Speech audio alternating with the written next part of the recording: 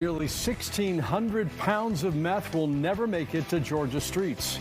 Good evening and thank you for joining us tonight. I'm Russ Spencer. I'm Courtney Bryant. It was a joint effort from agencies on federal, state, and local levels. Our Fox 5's Eric Perry is outside FBI headquarters tonight with more. Eric? Yeah, Russ, Courtney, hello to both of you. What a massive display of drugs they had there as they seized it from both here in South Atlanta or Southeast Atlanta and also Hall County. They got it from the back of trucks hidden in pallets of blackberries. It was almost to the streets. Methamphetamine has destroyed families, it's ruined lives, people have overdosed and die, and it happens every day. A major victory is nearly 1,600 pounds of meth taken off North Georgia streets.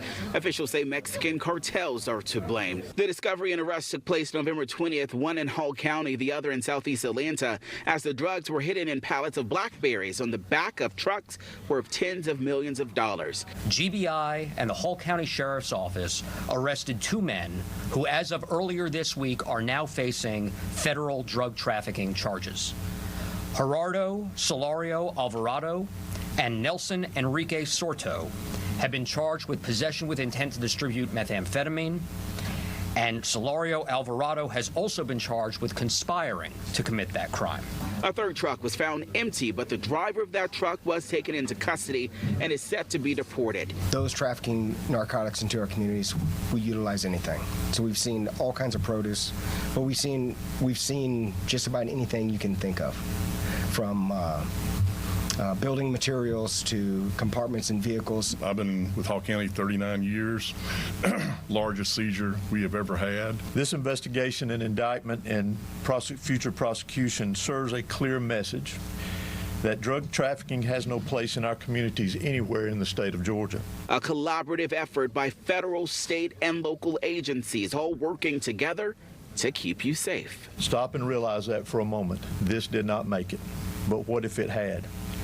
That's a hero moment, as I refer to it, a moment to praise our men and women in law enforcement. Yeah, quite a victory lap that they had. We did ask if there was any particular cartel behind this particular seizure there. They said not in this particular one that they are ready to release. However, they say there are multiple major cartels that have his hands here in North Georgia. At the FBI headquarters, I'm Eric Perry, Fox 5 News. Well, those cartels lost one today. Eric, thanks. It is Wanted Wednesday in Hall County, and the Sheriff's Office has released their 5 most wanted fugitives. Charges range from drug possession, intent to distribute, and failure to appear. If you see any one of the people on your screen or know where they are, you're asked to call 911. Information leading to an arrest could land you a reward.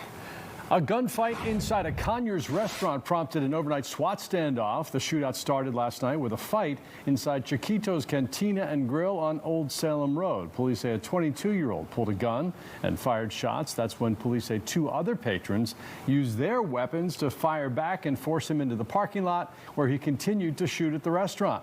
Police say he then ran about a mile before barricading himself inside a home on Oak Forest Drive. Here's how SWAT team members say they arrested him.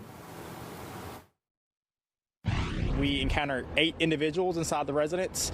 3 of those individuals had barricaded themselves inside the residence. Ultimately, we deployed chemical munitions, a flashbang, and several 40-millimeter deployments inside the residence in order to get them to comply. We are working to identify the shooter, his identity and charges. No one at the restaurant, thankfully, was hurt by the barrage of bullets. DeKalb County Sheriff's Office Fugitive Unit has arrested a suspect, Brian Byers, who was out on bond and left the courthouse Monday, shortly before his trial on rape and kidnapping charges. The charges stem from an incident in July 2017. He was found Tuesday morning outside a library on Redan Road. Byers is being held without bond at the DeKalb County Jail on charges of failure to appear for jury trial. An escaped inmate is back behind bars in Rockdale County tonight after a 2-day manhunt across several metro Atlanta counties. Deputies found 52-year-old Timothy Shane in an abandoned house in Covington early this morning. Rockdale County Sheriff says at least one of his deputies is now on administrative leave, with an internal investigation underway into how it happened. Fox 5's Rob Durienzo is live at the Rockdale County Jail, and Rob, deputies brought him back there this morning. That's right, guys. Good evening to you both. That's right. Timothy Shane is back here in custody at the Rockdale County Jail, ending this 3-day ordeal. Now, earlier this morning, he went door to door in a Covington neighborhood asking for help. That was caught on doorbell video. Take a listen. I've been all out in the woods hunting. Ended up getting lost for like 5 hours. A startling wake-up call early Wednesday morning for people who live on Morris Street in Covington.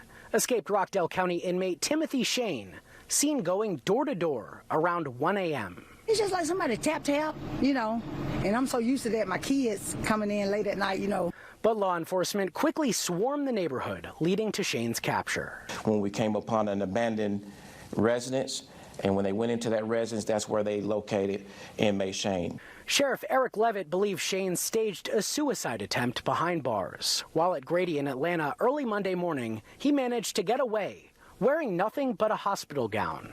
Investigators say he stole 2 cars and somehow caught an Uber to evade capture. Now the sheriff faces tough questions about how this could have happened. We are currently awaiting surveillance from the hospital to see what exactly could have, if anything, went wrong as to how he escaped and why he escaped. A spokesperson for Grady tells us they sent that footage Monday. The sheriff didn't have any clear explanation, but Shane was not handcuffed at the time. But now at least one deputy is on administrative leave during the internal investigation. We'll look at those policies, and if there's any accountability that need to be held, accountability will be held. I can guarantee you that. If there's any amendment to our policies that need to be done, those amendments will be done. I can guarantee you that. Now, before this whole ordeal, he was also wanted out of Conyers, or was rather charged in Conyers, for a police chase he was allegedly involved in, along with allegedly possessing meth. He was also wanted on another warrant out of Newton County for kidnapping. Now, police tell us he is due back in court on these new charges tomorrow morning. That's the latest from here live in Rockdale County. Rob DiRienzo, Fox 5 News. Rob, thanks.